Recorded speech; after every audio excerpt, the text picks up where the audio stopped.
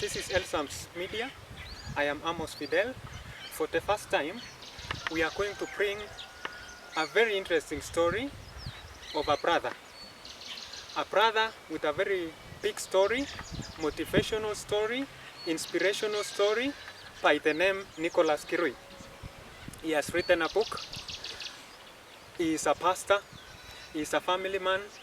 And I hope this story is going to inspire you and transform your life, especially young people who are following up our program.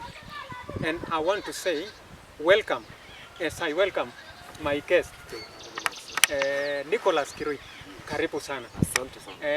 Maybe you can do a small introduction about your name and your personal introduction in short. Yes.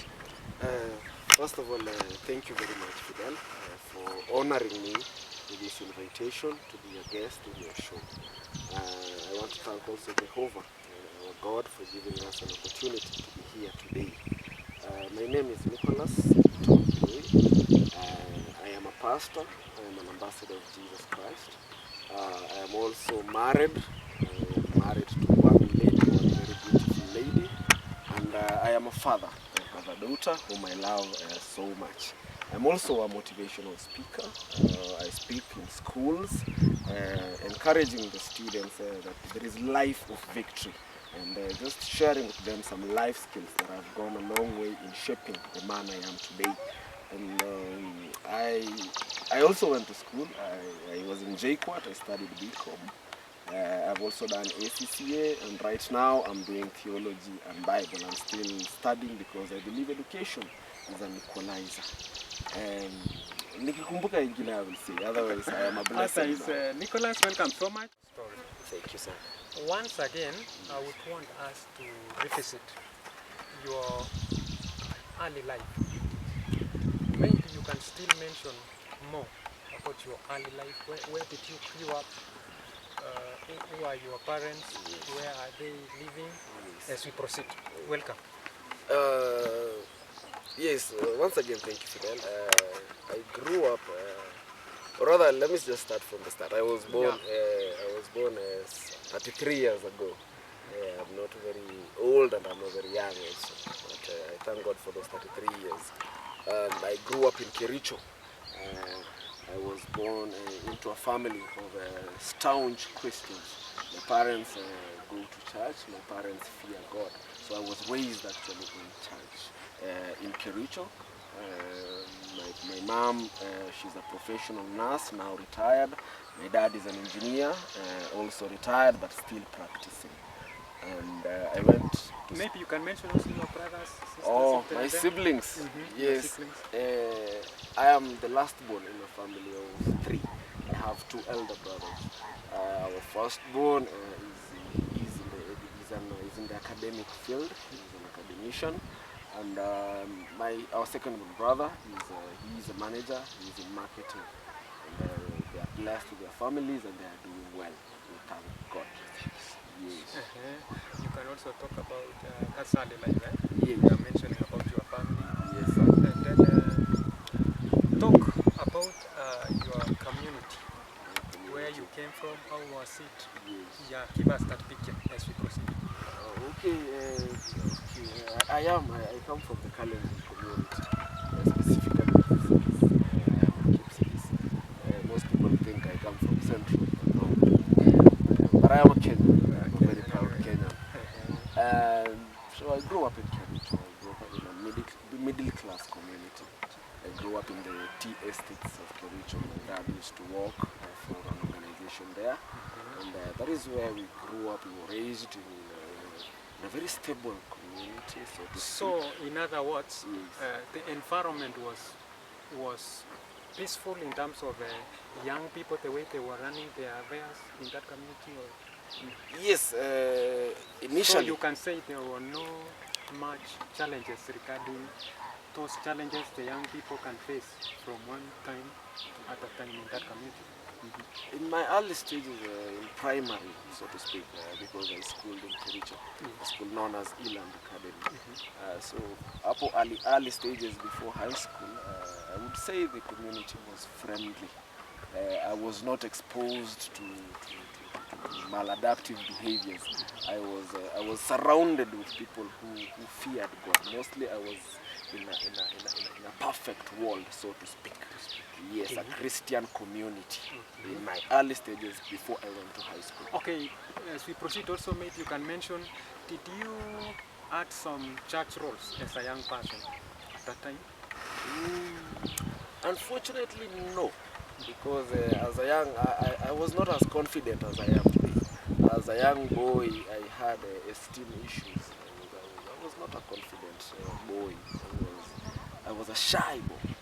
I used to be. I could not speak in front of people, even in class. I was bright, yes. In primary, I was very bright, but I could not even. I had to think severally, yani mara mingi, before raising my hand to answer a question that I knew. So sikukuwa na any role, but I could play very well. But nilikuwa mtoto mwoga sana. Chini ya maji. Okay, now we've talked about maybe that you mentioned about primary, secondary school. Yes. Can we talk a little bit about your life in secondary school? Okay. Maybe. By the grace of God, I performed very well in primary. So I was in Kericho, so I got a chance to pursue my high school studies in Nairobi, in a national school in Nairobi, a school known as Armed Forces Academy. So it was an honor, it was a privilege coming from the village, and now suddenly I am in Nairobi. It was great. Going there in Form 1, things were very good because in the village I was celebrated. Coming back home for the April, August holidays, people would celebrate me. People would see me as a hero because from Kericho to Nairobi by then it was not very easy. It was not a mean feat. But I thank God because He enabled me to get there. But then again, the devil took that as an opportunity to bring me down. Okay, now you are about to mention something very important. Yes. How did all these things start? Now the life changing from living that very soft life, Yes. and peaceful life. Now you're meeting with new friends. Yes. And some things are changing. Yes. Now let's move. Talk about that change, transformation. Right. Especially in high school. Yes. Oh, so in high school, when I got there, there was let me just call it a drastic culture shock. Because now in Kericho, yes, I was shy, but then I was surrounded by people, I would say, watu tu kama mimi. People from Kericho, nobody knew much, nobody knew less. We all knew the same things. But then now when I got to Nairobi, my friends there, or my classmates or my schoolmates, the moment they realized I was from Kericho, they used to call us people from Shags, people from Ocha, from Risafuko. So there was stereotyping. Tulikuwa tunawekwa ni kama sisi hatujui mingi. So ikafika mahali where we used to be looked down upon. And then growing up again as the last born, my parents walikuwa wamenipampa sana, walikuwa wamenilisha vizuri. Mimi nilikuwa foodias. I used to eat a lot, so I was around. I was what this guy from Pokot calls Bulmulwas. I was that one. So reaching there again in Kericho, it was normal. It was not a big deal. But reaching Nairobi Armed Forces Academy Form 1, I realized it was a mistake to be overweight, so to speak. I realized it was, but it is not a mistake. Maumbile ni tofauti. So watoto huko in Nairobi, my classmates started calling me names, started pulling me down because of my physique. Yes, I was big, short and so that again affected me. They started calling me names. Some would call me Famjo, others Baloo, some weird names. Yes, because of my physique. Then again from Shago again, so tukaanza kuwekwa kando. So as a young person, I wanted to fit in. I wanted to be cool. And at that time, unfortunately, at that time in our school, those who were regarded as cool were those who did the wrong things. Those who were rude, those who had many girlfriends. So I mean, yes. In your case, so you wanted to start embracing the coolness. Yes, I wanted to be accepted. now I'm round, they don't want me. So you want to fit? Yes, I am from Ushago, they don't want me. So you want to fit those people who are coming from Nairobi. Nairobi. I want to be cool. Okay, let's go. Let's go. So I had, since I started studying, I started observing those who are cool, those who are celebrating. And I realized that for me to join them, I had to be like them. So I started befriending them. And I started even lying. I started lying that no, we don't live in Kericho, we live in Nairobi. We don't live in just Nairobi, we live in Karen. You see, I started lying. So that I can fit in, so that your mother around my jina ikisha. Na uwe kwa sport yako. Sikuwa naheshimika kidogo. Mapasenga, wanaitaka mapasenga. So, and then the life continues.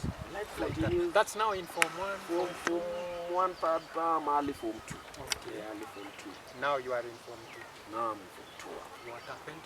So Form 2, Form 2 second term, I started becoming indisciplined because of the clique of the friends that I had surrounded myself with. So I started doing what they were doing. They became my role models.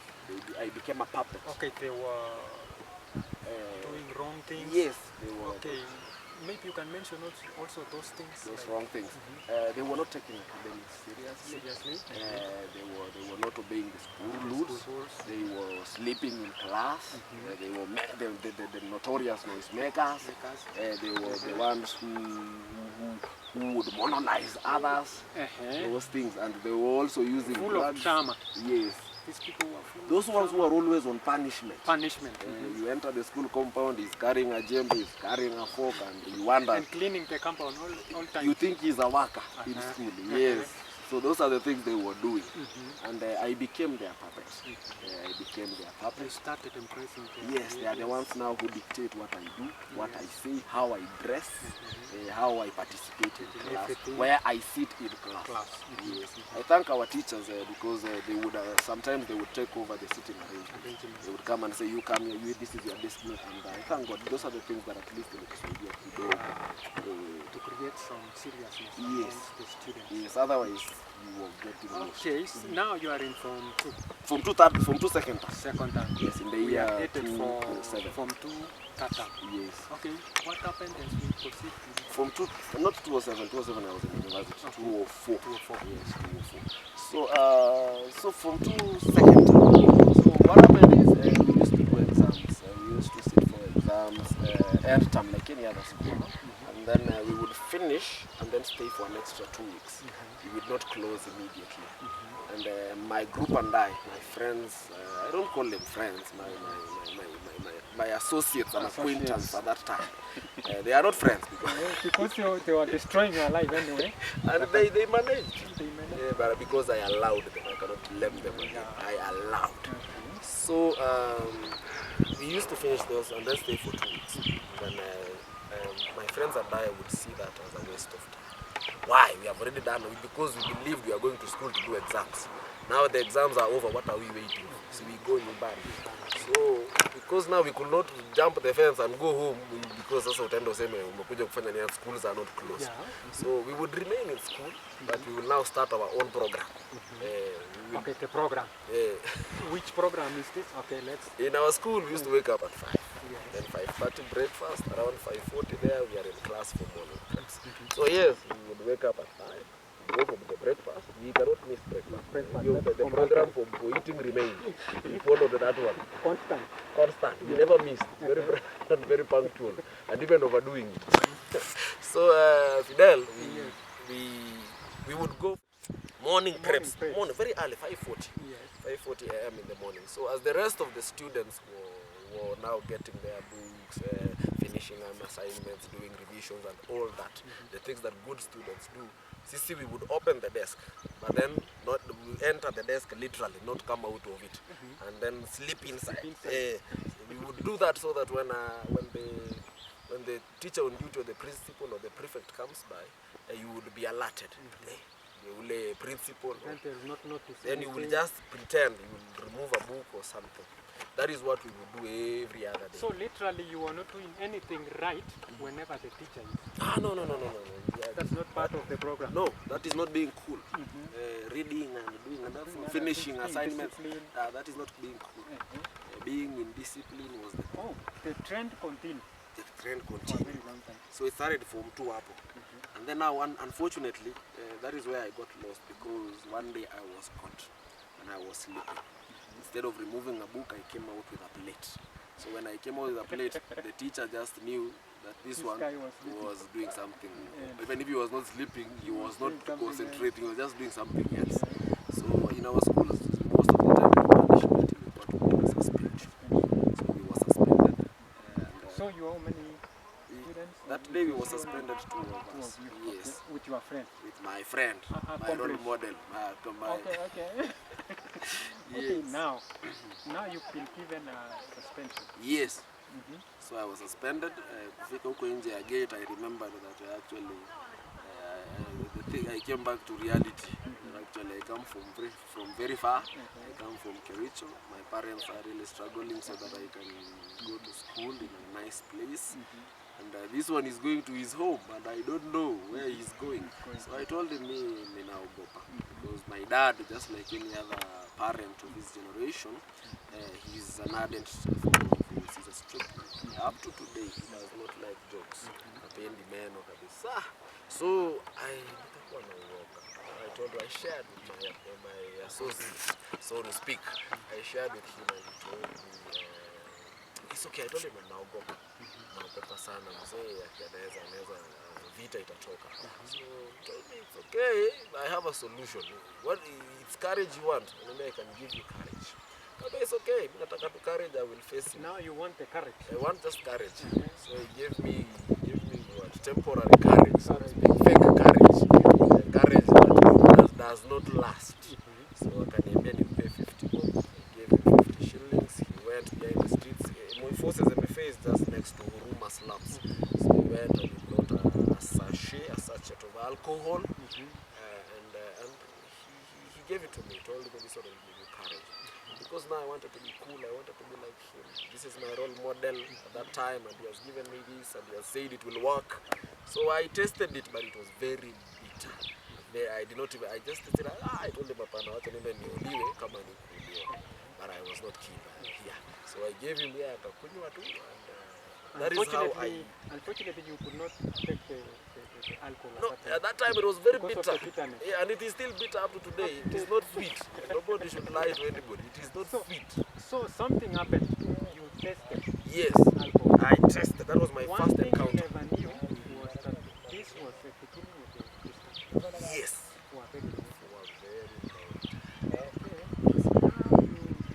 very long time. Yes. Yes. What happened? I think that's in Form 2. That is in Form 2. So we are headed to Form 3. We are moving to Form 3. Yes. So we came back, of course I went home, they were mad and angry and annoyed like any other parent would be. Even me right now I have a daughter. So akifanya hivyo na hawezi fanya, akifanya hivyo maybe I will be mad, you know. So kawaida, but they did not kill. Even where I come from, they say Parents will actually understand. yes. Lazima wapige kelele. Maisha hii lazima iendelee. They say even a lion gets angry, but it never eats its own cubs. So I went back to school, life continued, but now I had become, I had introduced something into my system. I had interacted with something that unfortunately, let me just mention that thing, alcohol. You know, alcohol is an evil. It's an evil. There is no other way to put it. It is an evil. And once you interact with it, it starts taking control. Mostly it controls you and leads you to this split of a second. Yes, for a very long time. Because we have two types of drinkers. There is one who is a social drinks and functions. Then there is another one who is alcoholic, like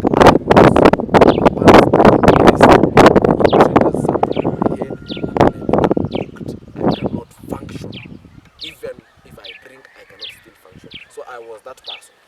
Now, before we take a break, Yes. I want you to mention briefly the events that took place in Form 3 and Form 4. Yes, briefly. In very few, like 2 minutes. And Oh. then we take a break and then we'll be back. No problem, sir. So in Form 3 now, when I used it, when I tested it in Form 2, I left it. Then now Form 3, I had also another problem. Remember I told you as a boy I was very shy. So now I've joined a group that apart from using alcohol, apart from smoking weed, and other drugs, there were also people who idolized girlfriends, who thought girls were everything. If you don't have a girlfriend again during that time, you're not cool. If you don't have a girlfriend, there is something wrong with you. I was shy. For you to have a girlfriend, you have to gather some courage.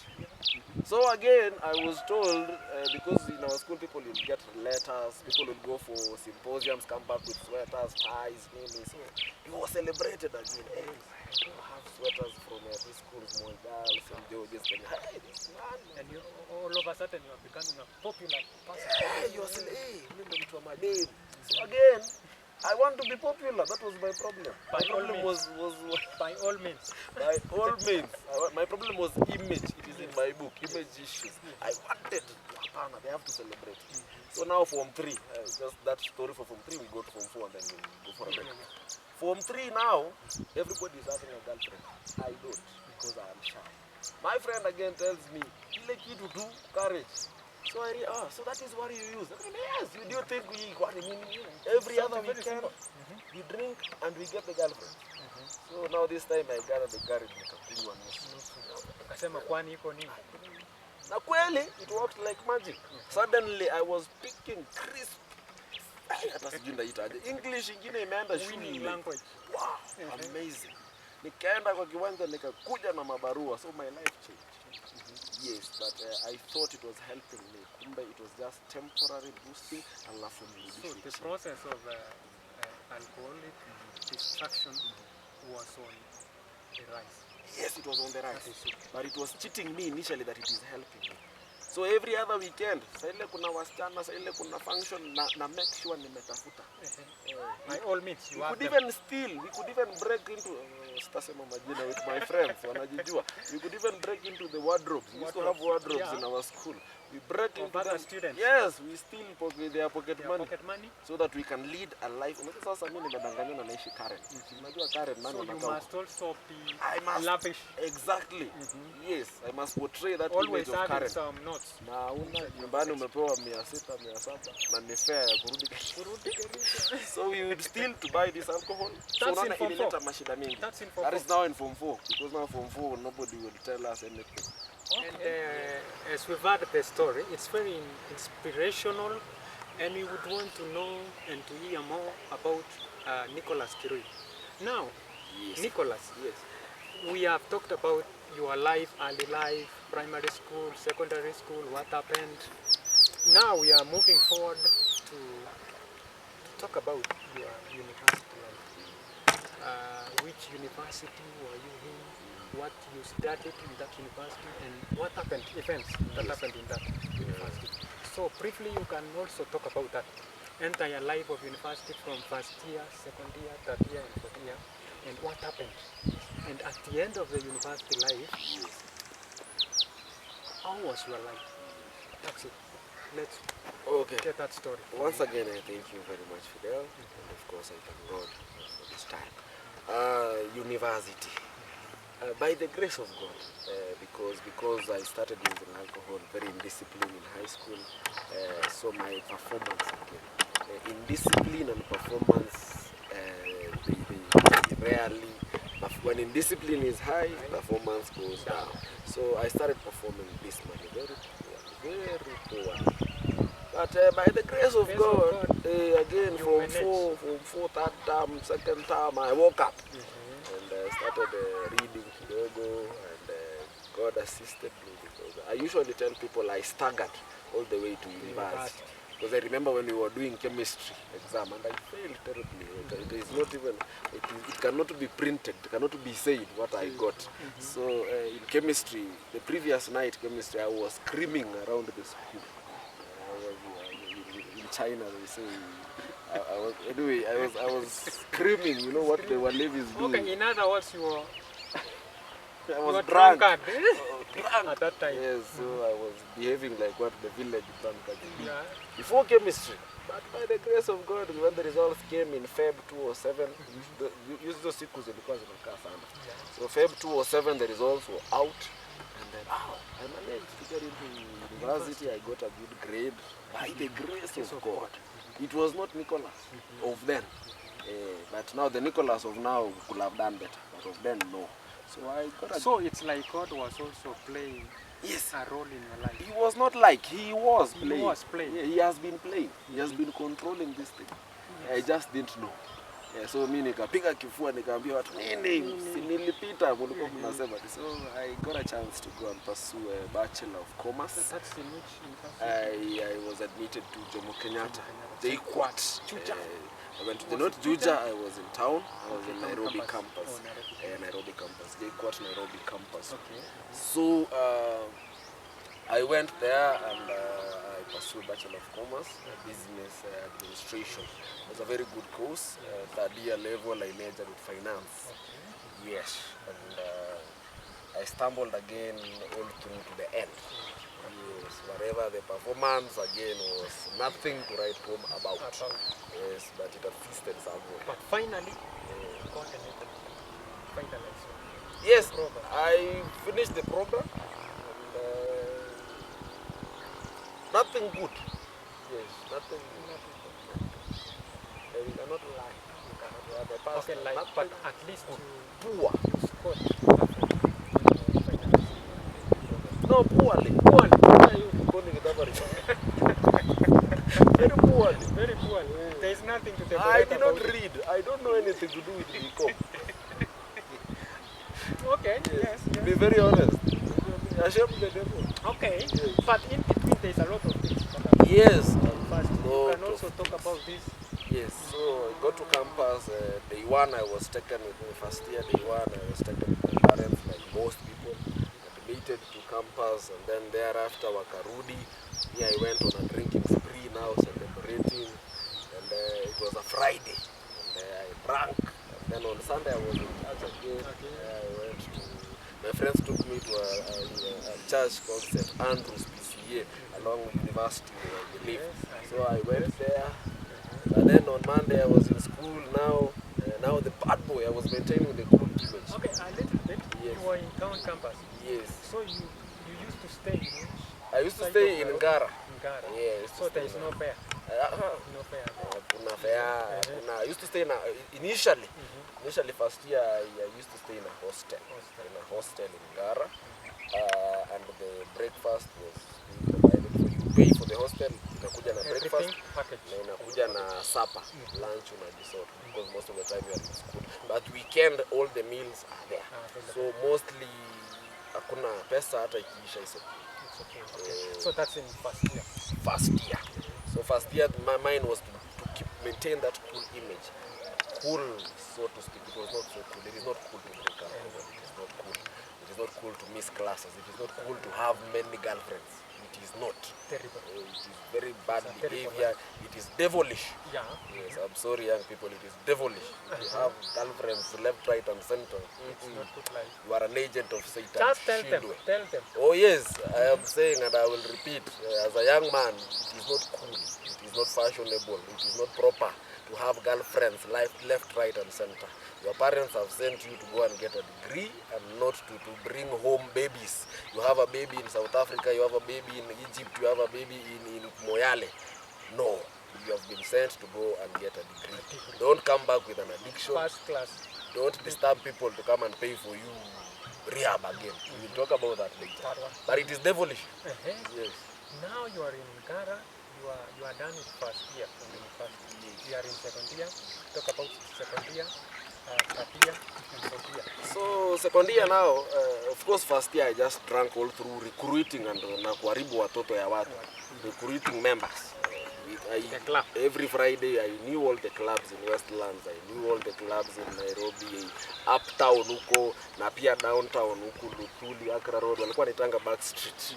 Mahali naenda kunywa keg. I knew all those places, but I thought I was cool.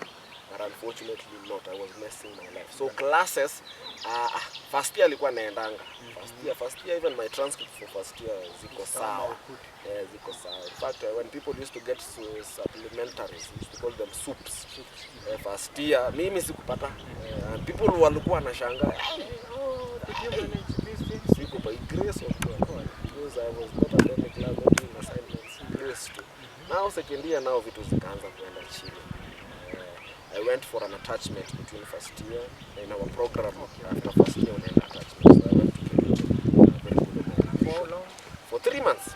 Hiyo long holidays tukachapa. Mimi nikachapa hata nikaongezea iko 4 months. Paid attachment.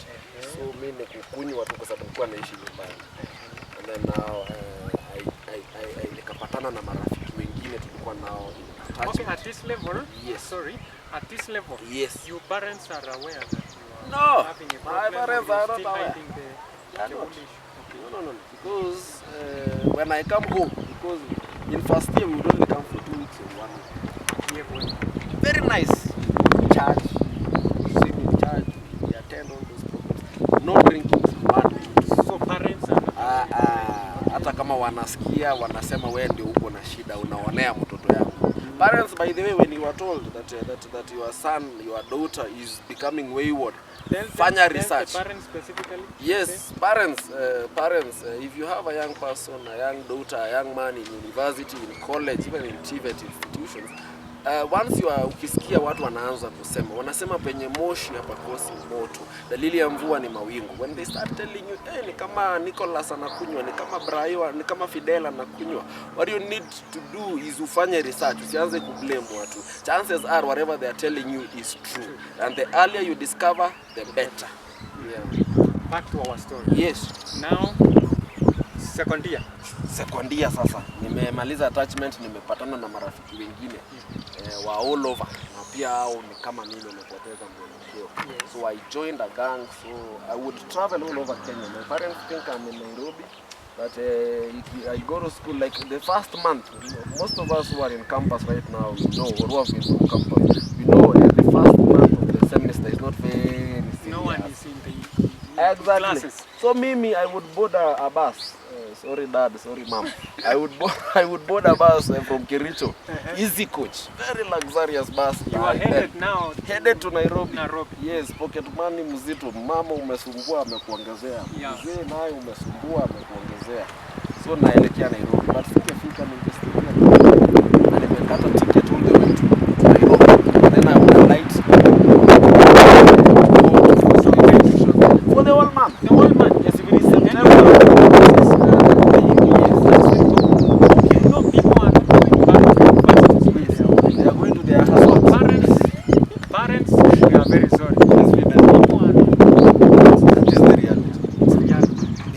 Sorry, tunawashtaki, but we have to help it's you. Real.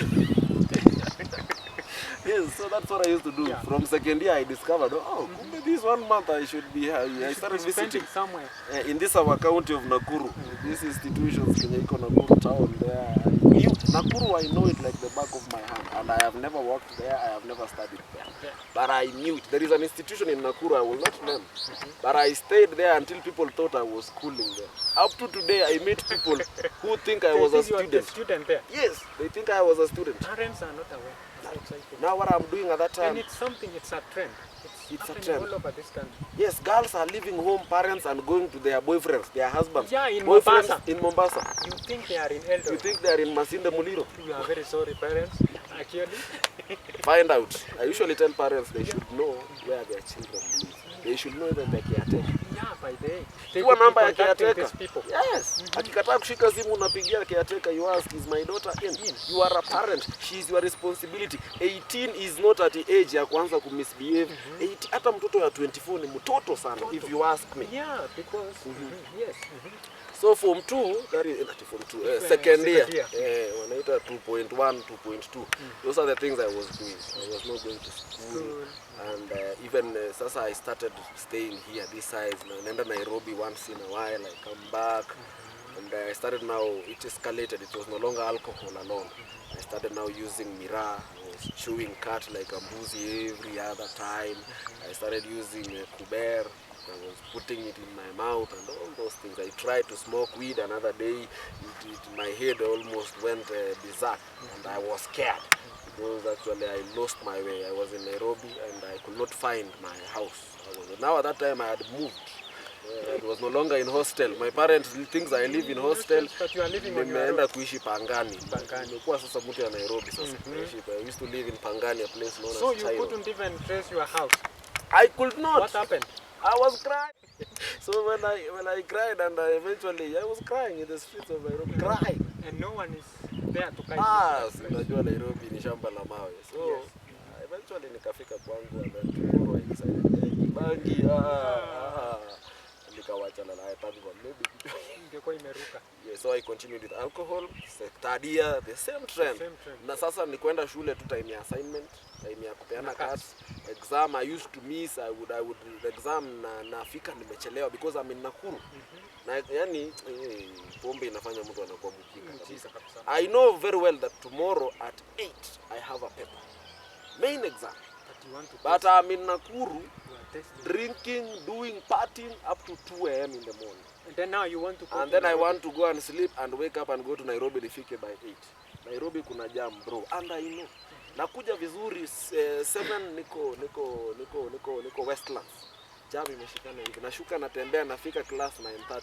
Exam started an hour and a half. Anakuambia tu no. It is against the rules. If you are late for 30 minutes we consider you were not so I was mambo yangu ilikuwa ma special. Nafanya ma special. So the trend continues up to the end of the university. Up to the end, 4th year hata the sidani nilikuwa shule. I was not there. So you just appeared for exams? I appeared for exam. Even my supervisor, project supervisor, was telling me, are you a student of this school? Yes, I am a student. I was teaching a certain unit last semester. I never saw you. I never saw you. I only saw your paper during the. So those are the things that so that's happened in campus. University life, how you graduated, and so eventually. 4th year project,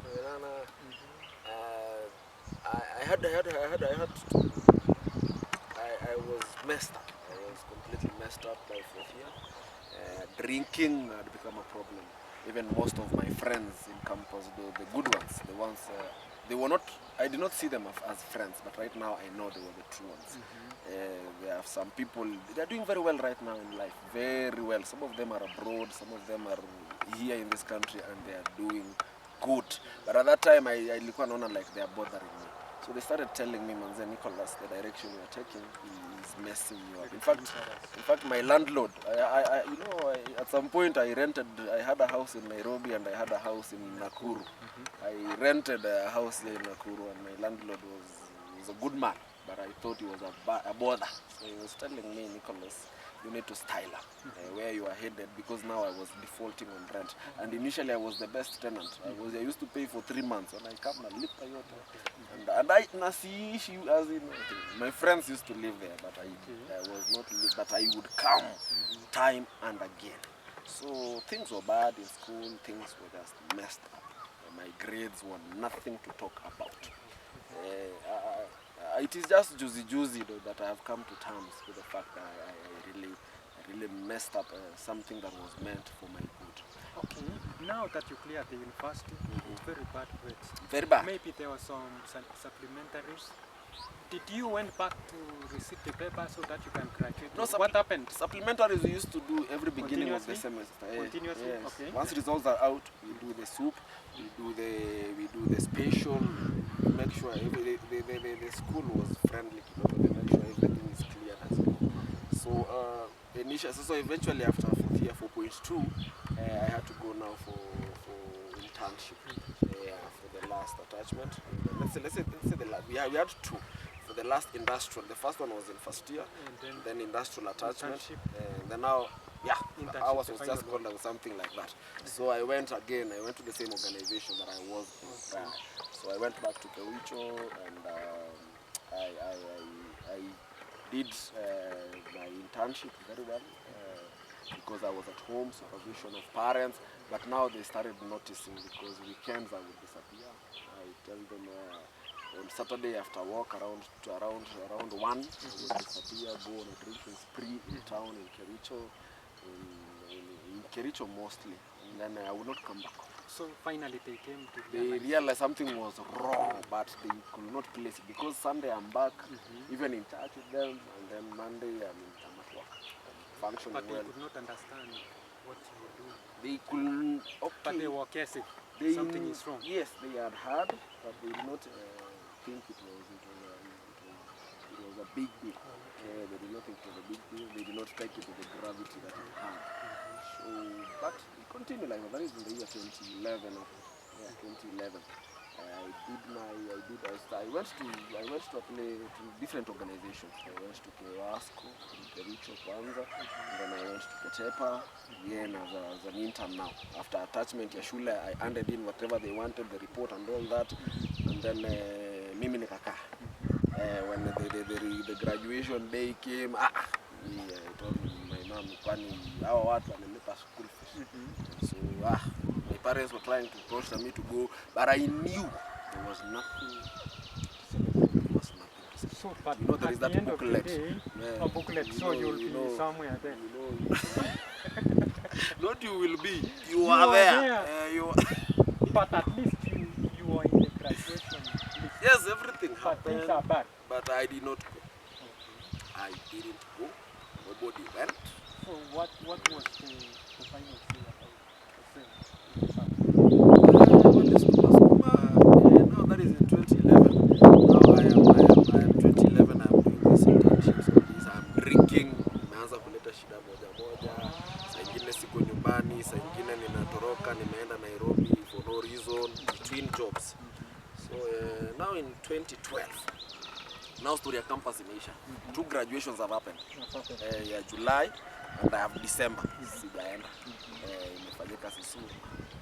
2012 January I got a job. Good job with Nice and Lovely. Yes, as an accountant. And then it's like you were very lucky. No, I was blessed. There is nothing like luck. If you subscribe to Christianity, yes. Because people have been, even at that time, people have been graduating with first class honors, but they would fail to have any chance to That's why I usually tell people, these things, it is not by might. The word of God says in the book of Psalms 27, it is not by might, it is not by strength. And it goes ahead, Paul also says in one of his epistles that Paul says it's not by might, it is not by strength. Psalms 27 says some trust in chariots, some trust in horses, but we trust in the living Jehovah. So some things utapata too because of neema. Hata kuna mtu anaitwa Naaman. I don't want to preach today, but there is somebody anaitwa Naaman in the book of 2 Kings. They say Naaman was a mighty man, a warrior, connections with the king. But he had with all his money, with all his degrees, with all his even your degrees without God. I tell the young people, education without character, yes, and I'm not lying. And you went. Yes. So I got a job. 2012. Okay, now you are in job. Kazi mzuri. Tell us what happened and did you exit? So Nice and Lovely, nimepata job, nimepata pesa yangu. No, I was based in Kericho. Nice and Lovely started doing something they call channel partnering. So they started partnering with some organizations in Kericho, in Eldoret, Nakuru, these major towns, Kisumu. So by the grace of God, nikakuwa hapo hiyo time wakifanya hiyo makazi. And I had written a very nice CV. You know, in your CV, you just write JQuat Bachelor of Commerce, Finance. No sports. Una kuandika pass, una kuandika poor. So somebody looked at my CV, looked at me, and he liked it. Yeah, and he liked it, and he gave me a job. He gave me an opportunity. I'm grateful to that gentleman. He gave me a job. He gave me a good job. As a young man, I was good. Yeah, that time I was 22. Earning good money. Yes, a good job. Nasimamia watu. It's a grace. Not just a job. It's from God. Grace. God is amazing. God is faithful. He does amazing things. He picks people from the trenches and puts them in high places. So nikapata kazi kama hiyo. So hata sasa wazazi wakaona sasa isishikiki. nikatoka hata nyumbani. We are in Kericho but now I'm going to live in town. Yes. You are not answerable. No, mambo ya Jacob. Kaa huko. But now continuing drinking. So as an accountant now, it's a very demanding job. Very demanding job. I was the only accountant because the rest were in Nairobi, wherever this channel partners, so I was the only one there. Young, inexperienced, nothing, just trying to put up structures. Of course the systems are there, but and then now I've been given a lot of responsibility. Now I was trying kabisa, najaribu kabisa, but I had a problem. Sina time ya kukunywa pombe. It's inconvenience. My boss is very happy. It's very inconvenient. It's inconveniencing me because I cannot drink. Hata sikuwa naona hainifanyi niende kanisa because even Sundays I would go to work. Yeah. But sasa sioni hiyo naona imenizuia sija kunywa. So like you are starting the job in the morning, what time? Naingia job. We used to go there as early as 7. 7 and then until? Sometimes natuanga mpaka 7:10. 7. Ama hata mpaka 1. So we try to balance books. Accountant, but the money is good. It's good. Nilikuwa nimeona bwana. Eating good. But sikunywi. Siendi party, wanaita sherehe, sipigi sherehe. Nimekasirika sana. Nikasema hii kazi wacha. Mama ya mtoto wangu, much honey, and I thank God for you. You are God sent. I usually tell people and I know in my heart, God used you to transform me because when I met you, my life started changing for the better. One of the reasons why I changed, I didn't mention, one of the reasons that made me change is the fact that I did not want to lose my fiance then, now my wife. Unajua aliingia box kama nimeweka break ya pombe, hata wewe unajua babe. Uliingia box kama nimeweka break. Alafu sasa venye ukaingia nikatupa kifungu nikarudia. But ukapasavia na mimi, you used to tell me I will change, you used to tell me you see greatness in me. And indeed that greatness Mungu ameanza kutoa. So nakupenda sana and I appreciate you. Again, usiringe sana. Again, Nikolas Kirui has written actually a book. Oh, yes. As you can see, that's Genesis of all evil. Yes. Now, I want him to talk about this book briefly. And how was the process of writing this book? Was it costly? What was the reason behind this authorship of this book? Yes. Mention it briefly before we proceed. Alright, so I thank God because after I had that personal encounter with Christ, my Damascus moment, after Christ took control over my life, He enabled me. It is by the grace of God that I wrote this book. He enabled me to write this book, Genesis of All Evil. Basically, to me, one of the evils in society is what we call alcohol. It is an evil, and there are very many other evils in society: corruption, sexual immorality, which is rampant among you, the youth.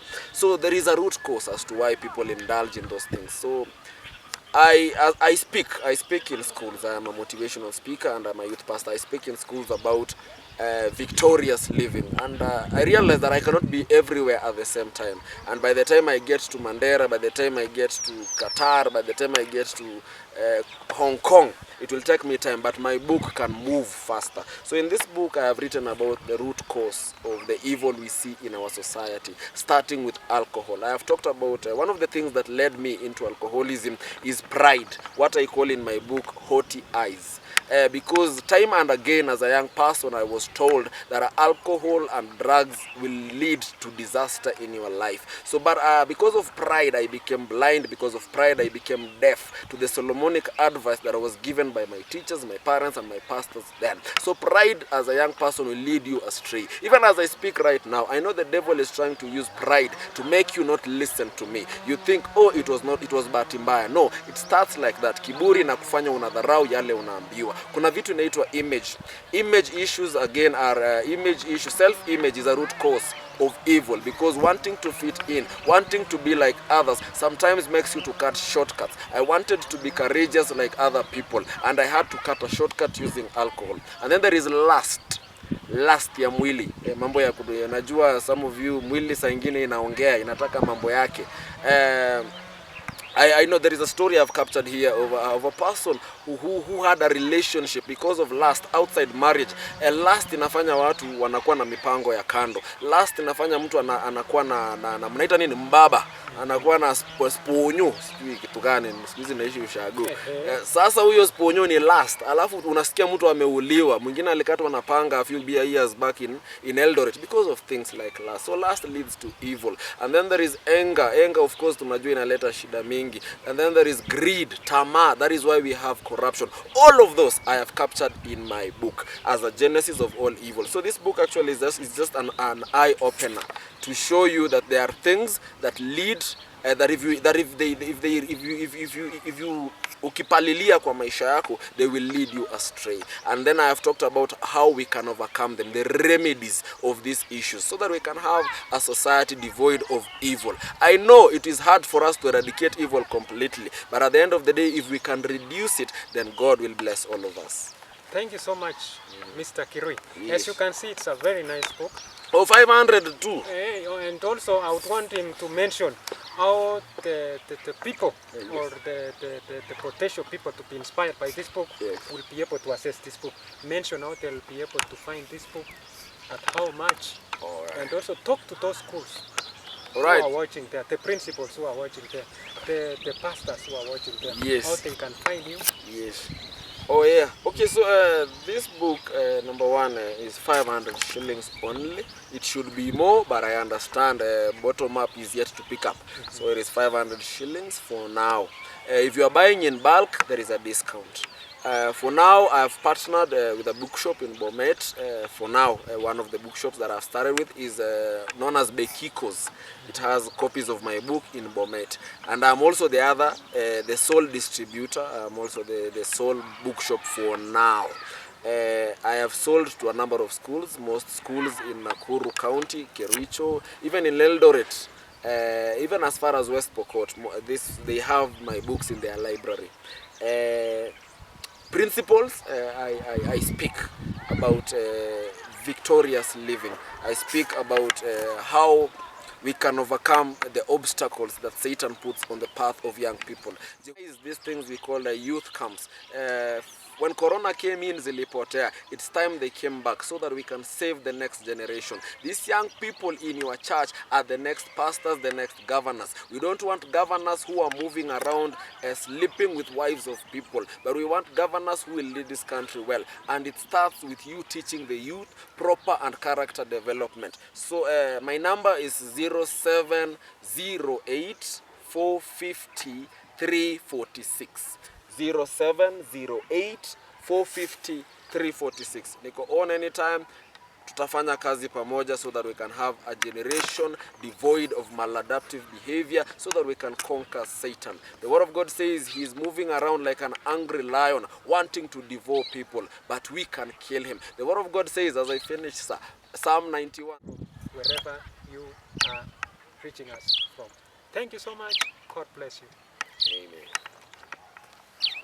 Thank you so much.